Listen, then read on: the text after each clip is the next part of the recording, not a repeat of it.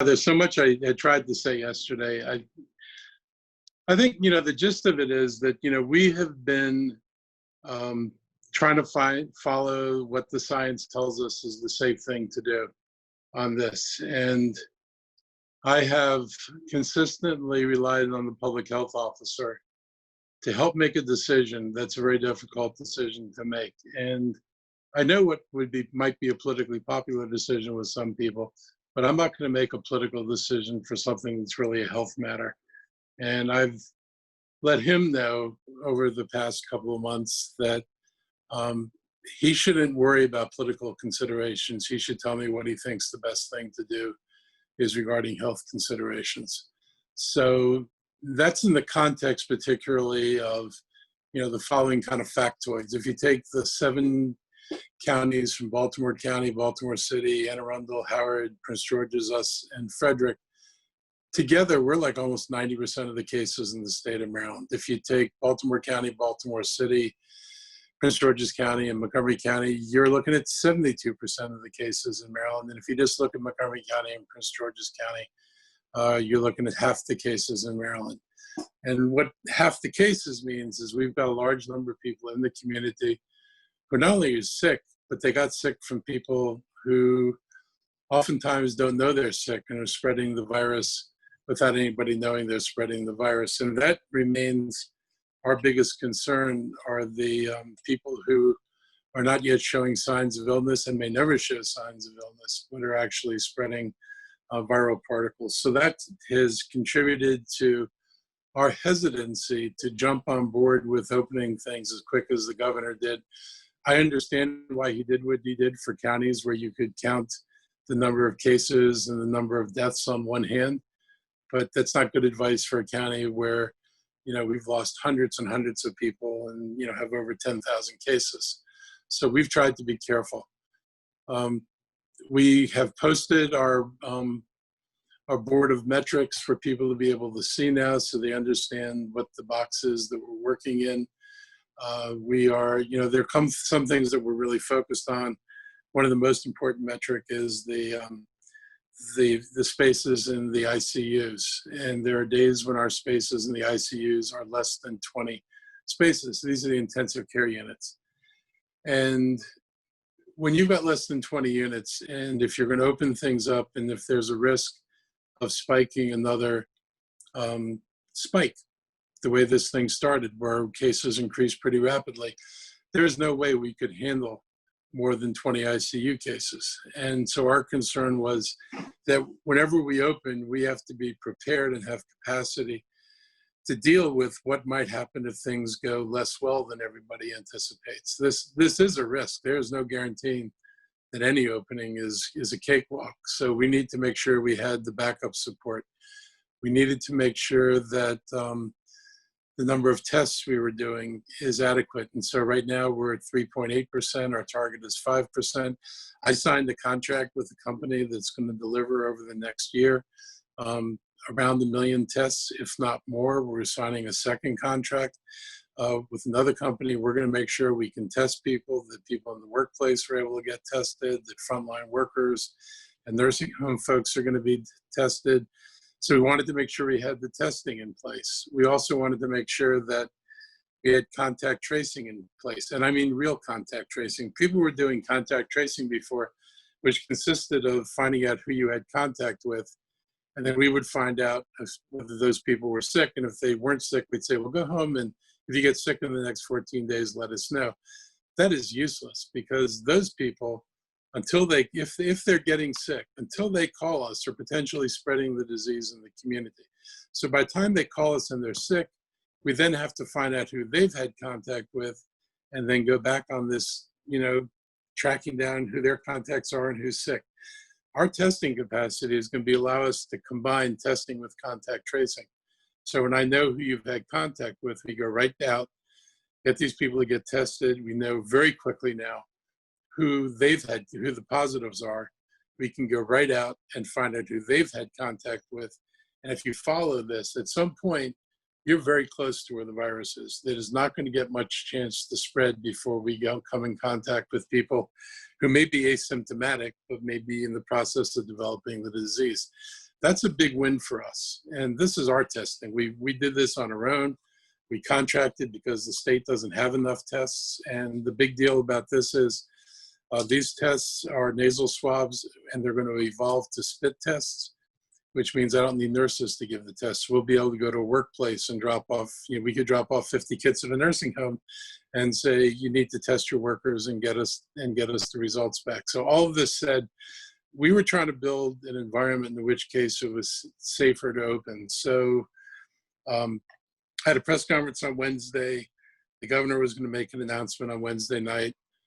He has not shared anything with us at any point telling us what he's going to do. So we had no way of knowing what new things he was going to do. So I told people we'd have a second press conference this week, and we would announce what we were going to do for reopening, and we'd also announce the date we were going to reopen. And I confirmed on Wednesday that we'd be reopened before next Wednesday. So we listened to the governor's announcement. We were working with Prince George's County and the district to make sure that we have similar opening plans, so none of us becomes an area where another, hotbed of disease could emerge. And overnight on Wednesday night and Thursday morning, we developed a plan, what we would embrace from the governor's opening, as well as knowing we were pretty much in sync with the district and Prince George's County. And we went ahead and said we would open on June 1st, which is the same date as Prince George's County is going to open. So that's a long way of saying how we got there, but I think people need to understand that this is driven by trying to keep people safe and healthy. And the fact that we didn't have the spike that other places in the country have had has everything to do with all the safety measures that people took, everything to do with that. And if we hadn't done that, we'd be looking at a very different place right now. And we wouldn't be talking about a road to recovery. We'd still be trying to wait for these peak numbers to go down. So now we're in a relatively flat place. We feel better about our situation, better enough that we can open some things safely. So the changes we're going to make, the governor is allowing summer camps and day camps. The limitation is 10 kids to 10 people to a group, 1 adult and 9 children. We're letting that go through. We are opening retail for curbside delivery. So retail can now do curbside delivery for customers who want to get stuff. We are opening restaurants for outdoor dining, and we are actively working with the Department of Transportation to identify streets where there are concentrations of restaurants all around the county, not just in Bethesda, as the governor said, but he mentioned Bethesda Row, but throughout the county, to make sure we have places where restaurants can open. Because if I told you you could open up tomorrow outside and you've got a 6-foot sidewalk in front of your restaurant, that's like utterly meaningless. So we're going to try to close off a bunch of streets and let restaurants have the opportunity to serve people over there, and that hope will get us started. We are going to allow churches to have drive-up services, so we're not yet going to allow large gatherings of people outside, but we're going to allow people to come into a parking lot, and pastors can use microphones, which they often use anyway, and speaker systems, and be able to address their folks outside in the parking lot. Those are kind of the basics of what we're doing now. No swimming yet. We're still trying to resolve some of the safety issues involving swimming. The act of swimming itself, particularly if it's lane swimming, is probably fine. It's everything else that there are questions about, particularly what happens when you walk through a locker room where you don't have the levels of chlorine, fortunately, that you have in a pool. And what is the possibility of shedding virus in wet conditions? And is that going to be a threat to people? You've got people handling a lot of stuff. You have bathrooms in there. We're trying to figure out how to open sanely and not put people at risk. We don't need a pool party in Montgomery County to become the next source of a wave of infection. So we're really aware of this. We're thinking about it. We're comfortable with the reopenings, the daycares that are reopening. Again, a limit of 10 people in a daycare. But it's a start down the path we need to be on. The next big things, like I said, will probably be one, churches to a larger extent, indoor retail, and we're working on what kind of guidelines we want to use for indoor retail. Restaurants might be a little bit farther down the road, but that certainly is coming, and they just have some more complicated issues because you're handling menus, you're in a closed space, You're a lot closer together than customers in a store who tend to be moving around and circulating, coming and going. That doesn't happen so much inside a restaurant. So, but we're moving in this direction. And my message for everybody out there is, please keep your masks on or your face coverings. Do not take them off. Recovery does not mean recovered. Those are two very different words. We are in recovery, and we could get sick again. So we do not have a recovered county yet. So we need people to keep their masks on, to maintain the physical distancing. All those things made it safe enough for us to get this far. We need you to keep doing this. So not only can we maintain what we've just gotten to, but we can begin to expand beyond where we are. So that's sort of the long way of saying what we've done. All right, so I know you have to go, but a couple of quick things. How surprising, upsetting were the protesters yesterday? It was supposed to be a joyous day, and it turned ugly, for lack of a better word. Yeah, I mean, I'll be frank. A lot of people said, "Oh, you never should have done a public meeting." I actually thought that, and our purpose in the public meeting is, that we thought there would be happy businesses there, which there were, and there would be happy residents, which there were. But happy people aren't screaming, and these other people spent their time screaming, and their most coherent arguments were calling people fascist and Nazi. And then, just dissing the nurses. It's like the only people dying are in nursing homes, as if that didn't matter.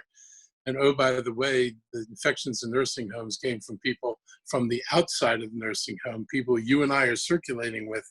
They didn't come from within the nursing homes to start with. So it was frustrating. I feel bad for the press because, usually when you do a press opportunity, you're supposed to get the chance to ask questions so I can answer them. And I never got a chance to do that because the people were so rude and so loud. It was just totally and completely impossible to manage this. So that was really frustrating. I feel bad for the people who wanted to hear what we had to say. I think, I got enough out that the residents who were there and who wanted to hear the good news, that they were able to hear the good news. I feel bad that people behaved so awfully that they kind of messed it up for everybody else. And I would have been perfectly happy if I'd said a sentence and then they booed me for what I said. That would have been fine. But making it so you couldn't even answer a question or even read a sentence was really indecent. And that's why I wanted to give you a chance to talk today. So my last question to you before you go, what do you think, how do you expect Monday to look like, 6 a.m. Monday, June 1st? How do you expect the day to go? I think it's going to go fine. I think, not everybody's going to open on Monday because there are things people have to do. I don't know if in the next 2 days, over the weekend, that we will have figured out what streets are closed partially or totally and have barriers in place. I know we're going to work at it. I don't know if restaurants are going to be ready to scale up. You're going to need either a paper menu or a cleanable menu. They're going to have outdoor tables. I mean, how many restaurants have outdoor tables ready to go? I don't know if I'd want to be lugging around the heavy indoor tables and set them outside every day. Hopefully curbside retail. Folks will let their customers know, or customers who know about shopping in certain stores will be able to start calling in and tell people what they want and have them put out on the curb. I'm hoping that this is an opportunity for innovation. Maybe some stores will hire photographers to either do a slow video roll through of their store or some still pictures so people could look at their stuff online and call up and say, I want this, I want that. So you're not limited to what they remember the store had. And I'm hoping that actually, that in the not too distant future, we can let people get inside of stores and they'll be crowd controlled. But I think that businesses understand the importance of this. We're going to make certain things a requirement inside the business, like masks or face coverings and physical distancing and cleaning surfaces. But I've heard from plenty of business leaders who understand that doing this is what's going to make it possible for us to stay open. And the last thing any of them want is to create conditions where we see spikes in cases and the county winds up locking down again. So I expect to see more activity, and I think as the week goes on, we'll see significantly more activity. I know that I'm already going to go ask my favorite local restaurant whether he's going to be open at 9 o'clock. He usually only opens at 9. I'm going to see if he's going to be open at 9 on Monday morning. I'd like to bring my family up there and have breakfast. That was a ritual for us for every Sunday until this virus hit. And so I'd like to be able to go back up there and have breakfast with, my grandkids, my daughter and her husband, and, just have like a normal, quasi-normal life again. Marc, thank you so much. Really appreciate you squeezing us in today. I know you have a lot of things going on, so good luck with everything, and really appreciate your time. Thank you for giving me the opportunity. I appreciate that.